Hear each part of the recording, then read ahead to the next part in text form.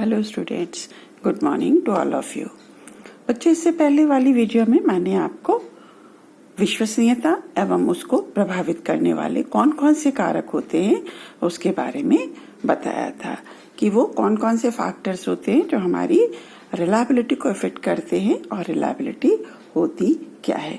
आज के इस वीडियो में हम लोग बात करेंगे कि किसी भी परीक्षण की विश्वसनीयता किस प्रकार से ज्ञात की जाती है या परीक्षण की विश्वसनीयता ज्ञात करने की विधियां। तो परीक्षण विश्वसनीयता को ज्ञात करने की विधियों को मुख्यतः हम लोगों ने दो भागों में बांटा गया है, एक तो सापेक्षिक और दूसरा निरपेक्ष। सापेक्षिक विधियों में विश्वसनीयता को सहसंबंध गुणांक यानी कि कोरिलेशन कोफिशिएंट के द्वारा व्यक्त किया जाता है, जिसे रिलायबिलिटी ऑफ कोफिशिएंट या कोफिशिएंट भी कहते हैं। ये विश्वसनीयता गुणांक समूह में व्यक्ति की संगत स्थिति या अंकों की ओर इंगित करता है, यानी कि किसी समूह में व्यक्ति की कौन सी स्थिति है, वो पहली पोजीशन पे है, चौथी पोजीशन पे है, आठवीं पोजीशन पे है, उसकी जो संगत स्थिति है दूसरे बच्चे के कंपैरिजन की। जैसे 50 बच्चों की क्लास है तो उसमें कौन सा बच्चा प्रथम स्थान पे, कौन सा द्वितीय स्थान पे, कौन सा 8th पोजीशन पे, कौन सा 25th पोजीशन पे है, तो वो क्या कह रहा है कि कंसिस्टेंट पोजीशन या स्कोर्स की ओर रिप्रेजेंट करता है। इसके अतिरिक्त सापेक्षिक विश्वसनीयता को प्रसरण विश्लेषण या एनालिसिस ऑफ वेरिएंस के रूप में भी प्रयुक्त किया जा सकता है। दूसरा है हमारा निरपेक्ष विधि। इसमें मापन की मापन त्रुटि यानी स्टैंडर्ड एरर ऑफ मीन्स के रूप में इसको व्यक्त किया जाता है, जिसमें प्राप्त प्राप्तांकों के विचलन से सत्य प्राप्तांकों का अनुमान लगाया जाता है। प्राप्त प्राप्तांक हमने आपको पहले वाले वीडियो में भी बताया था कि किसी बच्चे को जो बच्चा टेस्ट में जो नंबर प्राप्त करता है उसके दो पार्ट होते हैं, एक तो सत्य प्राप्तांक और दूसरा त्रुटांश। सत्य प्राप्तांक वो होते हैं जो उसको उसकी उस पर्टिकुलर स्किल की वजह से प्राप्त होते हैं और उसमें कुछ न कुछ जो त्रुटि रह जाती है वो चीज हो जाती है। तो यहाँ पे क्या कह रहा है कि प्राप्तांकों के विचलन से सत्य प्राप्तांकों का अनुमान लगाया जाता है। अब हम विश्वसनीयता ज्ञात करने की विधियां देखते हैं। सामान्यतः इसकी 4 विधियां हैं। पुनर्परीक्षण विधि, that is test retest method. दूसरा समानांतर प्रारूप मेथड, जिसको कि हम पैरेलल फॉर्म मेथड के नाम से भी जानते हैं। तीसरा हमारा है अर्ध विच्छेद विधि यानी कि स्प्लिट हाफ मेथड। और चौथा है रैशनल इक्विवेलेंस मेथड यानी कि तर्क आधारित समानता विधि। तो सबसे पहले हम देखते हैं कि क्या है हमारी पुनर्परीक्षण विधि। जैसा कि आपको नाम से दिख रहा है, नाम से पता चल रहा है कि पुनर्परीक्षण यानी कि किसी टेस्ट को दोबारा से उसको परीक्षण करना, यानी कि टेस्ट रीटेस्ट मेथड। तो जैसे कि हमने आपको रिलायबिलिटी वाले उसमें बताया था कि हमने किसी टेस्ट का परीक्षण करा और फिर दोबारा से कुछ दिन के बाद, 1 हफ्ते के बाद और 10 दिन के बाद उसको हमने दोबारा से एडमिनिस्टर करा। वही चीज इसमें ये कह रहा है कि इस विधि के अंतर्गत परीक्षा को एक ही समूह पर कुछ समय के अंतराल से 2 बार प्रशासित किया जाता है, यानी कि एक हमने आज की डेट में लिया और उसके 1 हफ्ते या 10 दिन बाद हमने दोबारा से लिया, तथा दोनों बार के प्राप्तांकों के मध्य सह संबंध ज्ञात किया जाता है। सपोज पहली बार के जो हमने प्राप्तांक लिए वो IX और दोबारा के जो प्राप्तांक लिए वो IY, तो X और Y के बीच में क्या रिलेशन है हम उसको ज्ञात करते। तो इस प्रकार से जो हमें उसका गुणांक मिलता है उसको हम क्या कहते हैं, विश्वसनीयता गुणांक या कोफिशिएंट ऑफ रिलायबिलिटी और कोफिशिएंट ऑफ स्टेबिलिटी कहते हैं। इसके प्रशासन में ये सावधानी रखनी चाहिए कि दोनों परीक्षाओं को प्रशासित करने के बीच का समय बहुत अधिक नहीं होना चाहिए। पहले भी हमने आपको बताया था कि अगर समय ज्यादा होगा तो बच्चा क्या होगा, या तो भूल जाएगा या उस चीज को याद कर लेगा या उसका मेंटल लेवल जो है वो बढ़ जाएगा। इसलिए बहुत ज्यादा समय उन दोनों के बीच में नहीं होना चाहिए। इससे विश्वसनीयता गुणांक परीक्षार्थियों के पूर्वानुभवों एवं स्मृति से प्रभावित हो जाता है। अब हम दूसरा देखते हैं, समानांतर प्रारूप विधि। समानांतर प्रारूप विधि में हम क्या करते हैं कि इसमें एक ही परीक्षा के 2 समानांतर रूप तैयार किए जाते हैं।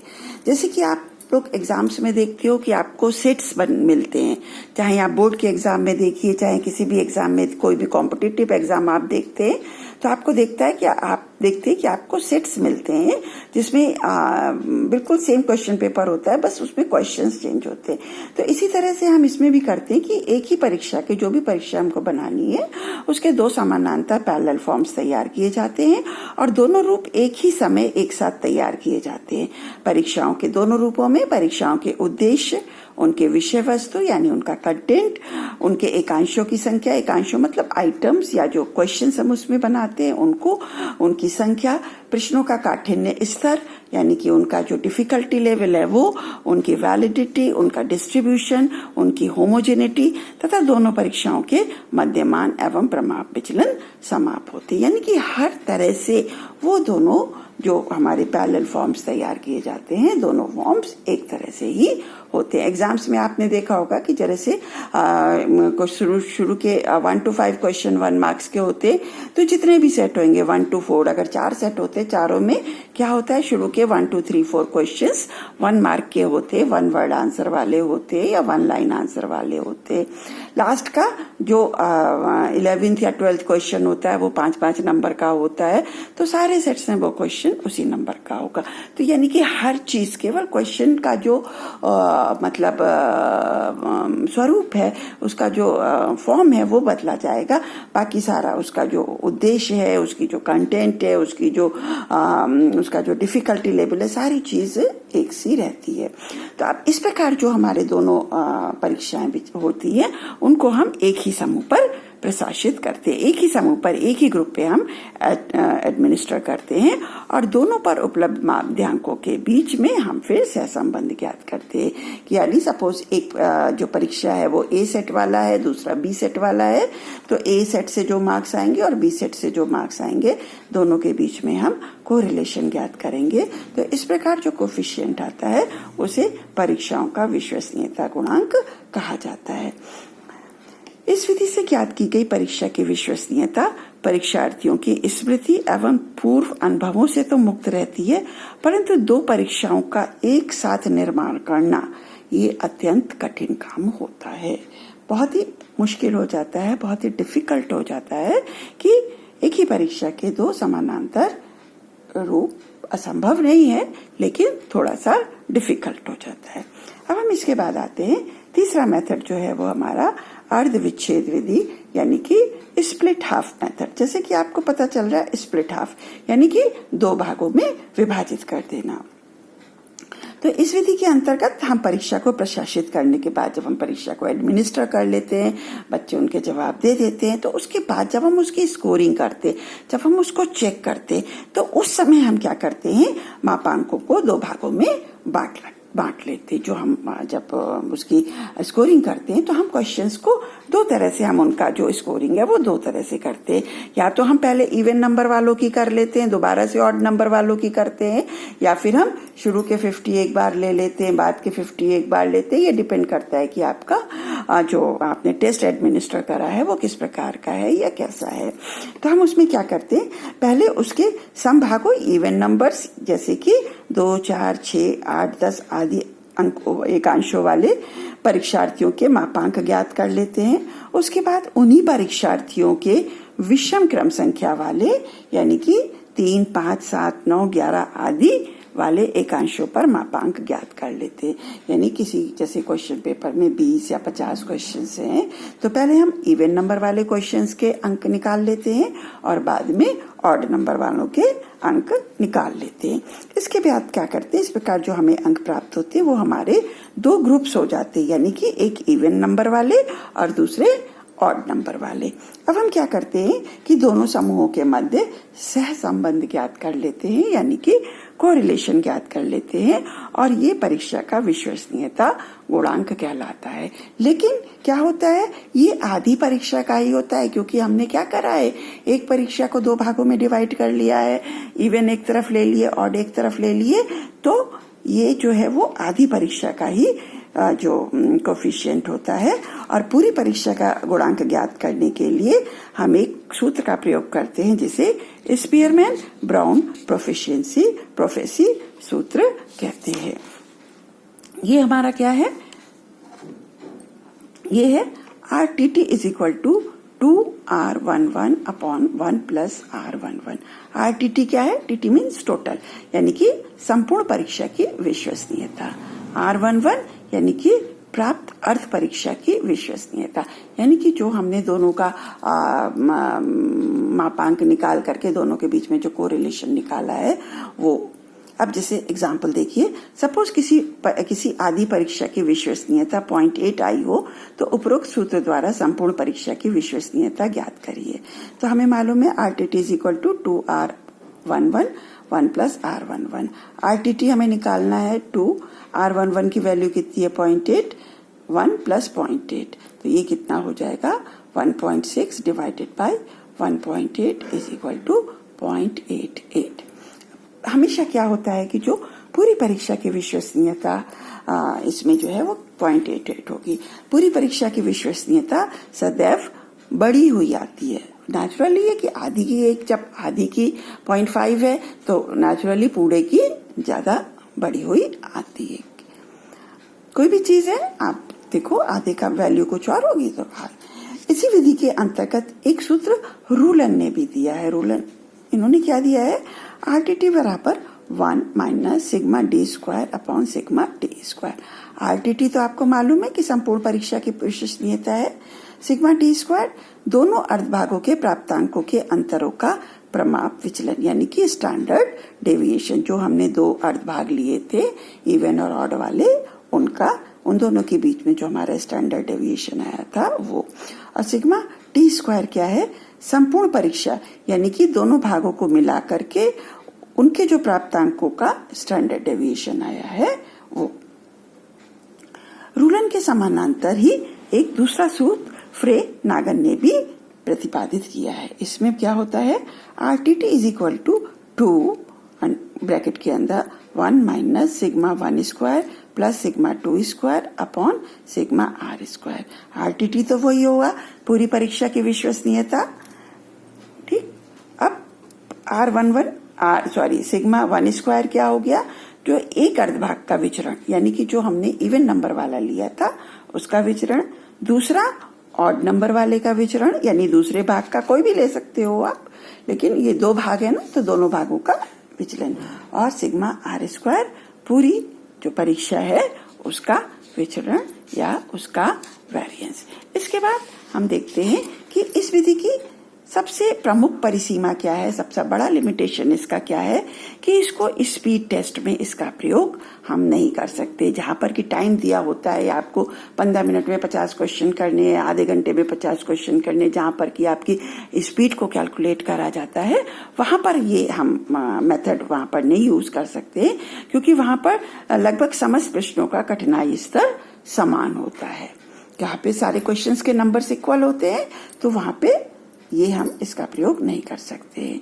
और कभी कभी इसमें परीक्षण के दोनों अर्धभागों के एक से होने की संभावना भी नहीं रहती। इसके बाद हमारा जो है वो चौथा है तर्क आधारित समानता विधि, यानी कि रैशनल इक्विवेलेंस मेथड।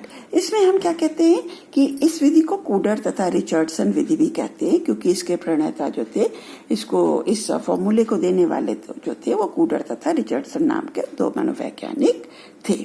इस विधि से विश्वसनीयता ज्ञात करने के लिए परीक्षा संबंधी दो तथ्यों की आवश्यकता होती है। पहले तो हमें देखना होगा कि संपूर्ण परीक्षा के प्राप्तांकों का विचरण, यानी कि जो टोटल हमारी जो हमने टेस्ट एडमिनिस्टर करा है उसका वेरिएंस, और दूसरा प्रत्येक एकांश को सही तथा गलत करने वालों का प्रतिशत, यानी कि कितने बच्चों ने, जैसे क्वेश्चन नंबर 1 है तो क्वेश्चन नंबर 1 कितने बच्चों ने सही करा है, कितने बच्चों ने गलत करा है, तो सही का हमें परसेंटेज अलग निकालना है और गलत का परसेंटेज अलग निकालना है। इस विधि में अन्य विधियों के दोषों का निवारण होता है। अर्धविच्छेद विधि की भांति इसको भी गति परीक्षणों में भी इसका प्रयोग भी हम नहीं कर सकते हैं।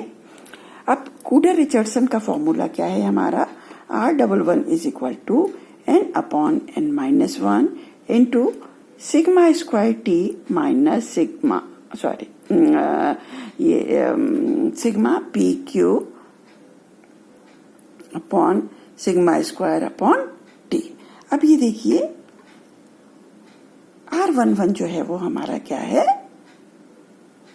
संपूर्ण परीक्षा का जो हमें पूरा निकालना है coefficient.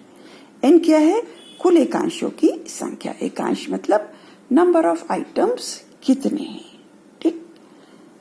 T square sigma square T, संपूर्ण परीक्षार्थियों का विचलन। पी क्यू क्या है, प्रत्येक एकांश के पास फेल के प्रतिशत के गुणनफल का योग, यानी कि पी जो है अगर पास होने वाले का प्रतिशत है, क्यू फेल होने वालों का प्रतिशत है, तो सिग्मा पी क्यू हमारा क्या हो जाएगा, इन दोनों का सम, टोटल। अब इसके बाद हम ये देखते हैं कि हम किसी परीक्षा की विश्वसनीयता को किस प्रकार से बढ़ा सकते हैं। परीक्षा की विश्वसनीयता को बढ़ाने के दो तरीके होते हैं। हम दो प्रकार से परीक्षा की विश्वसनीयता को बढ़ा सकते हैं। पहला, उसके एकांशों यानी क्वेश्चंस और आइटम के काठिन्य स्तर एवं वैधता में वृद्धि करना, यानी कि अगर हम उसका डिफिकल्टी लेवल थोड़ा सा बढ़ा दें तो या 50 के आसपास होने पर विश्वसनीयता पर्याप्त रूप से बढ़ जाती है, या उसकी हम वैलिडिटी बढ़ा दें तो विश्वसनीयता पर्याप्त रूप से बढ़ जाती है। और दूसरा क्या है कि परीक्षा की लंबाई में वृद्धि करना, यानी कि जो उसके नंबर ऑफ क्वेश्चंस हैं उस टेस्ट में, उसमें नंबर ऑफ क्वेश्चंस बढ़ा दे, अर्थात परीक्षण में एकांशों की संख्या बढ़ा देना। कितनी विश्वसनीयता प्राप्त करने के लिए परीक्षा की लंबाई को कितना बढ़ाया जाए, इस संबंध में स्पीयरमैन ब्राउन प्रोफेसी सूत्र की सहायता ली जाती है, जो कि निम्न है। पहले भी हमने बताया था RNN is equal to N into R11 upon N plus N-1 into R11। RNN क्या है, जब हम क्वेश्चंस बढ़ा देते हैं या नंबर ऑफ आइटम्स बढ़ा देते हैं तो बढ़ाने के बाद जो हमें विश्वसनीयता प्राप्त होती है RNN वो वाली विश्वसनीयता है, यानी कि परीक्षा की लंबाई बढ़ा देने पर प्राप्त होने वाली विश्वसनीयता। R11 क्या है, जो हमारी ओरिजिनल परीक्षा है जो हमने दी है उसकी जो हमारी निकली हुई है विश्वसनीयता, वो N हम देखते हैं वो कारक कि कितने टाइम हम क्वेश्चंस को बढ़ाएं, 2 गुना करें, 4 गुना करें, 5 गुना करें, 8 गुना करें, 10 गुना करें, कितने टाइम्स हम परीक्षा के क्वेश्चंस को बढ़ा दें कि हमारी जो वो उसकी रिलायबिलिटी है वो बढ़ जाए। अब एग्जाम्पल देखिए, एक परीक्षा जिसमें 20 आइटम्स हैं तो उसकी विश्वसनीयता हमारी कितनी दी गई है, 0.50। तो उस परीक्षा की लंबाई 5 गुना बढ़ा देने पर, यानी कि अगर पहले 20 आइटम्स हैं तो उसको उसी क्वेश्चन पेपर में अगर हम 100 क्वेश्चंस कर दें तो उसकी विश्वसनीयता कितनी बढ़ जाएगी। तो फॉर्मूला हम यही लगाएंगे, RNN is equal to N into R11 upon 1 plus N-1 into R। N कितना है हमारा 5 टाइम्स, यानी कि हमको N बराबर 5 आइटम्स या 5 गुना हम इसको बढ़ा रहे हैं। R11 हमारी क्या दी हुई है, 0.50 अपॉन 1 प्लस N-1 यानी कि 5-1 इंटू 50। ये कितना आ जाएगा, 5 5 25 यानी कि 2.5 और 1 प्लस 5-1 4 इंटू 5 यानी कि 5 4 20 यानी कि 2.5 अपॉन 1 प्लस 2.5 अपॉन 3 यानी कि 0.83। यानी कि अगर हम क्वेश्चंस की लंबाई बढ़ा देते हैं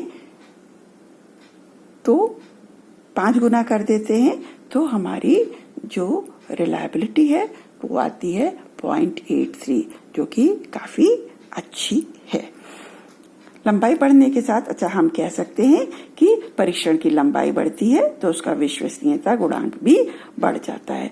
लंबाई बढ़ने के साथ मापन के अवसर की त्रुटियां कम हो जाती हैं, जो हम उसका मापन करते हैं उसकी त्रुटियां कम होती जाती हैं, इसलिए इसका जो हमारा ये रिलायबिलिटी कोफिशिएंट है वो बढ़ जाता है। आशा करती हूँ बच्चों आप लोगों को समझ में आ गया होगा। अगर इसके बाद भी आपको कोई चीज समझ में नहीं आती है तो आप हमें बता सकते हैं ओके, तब तक के लिए बाय बाय, टेक केयर, घर पे रहिए, पढ़ाई करते रहिए, एग्जाम्स आपके आने वाले। Bye, take care, good.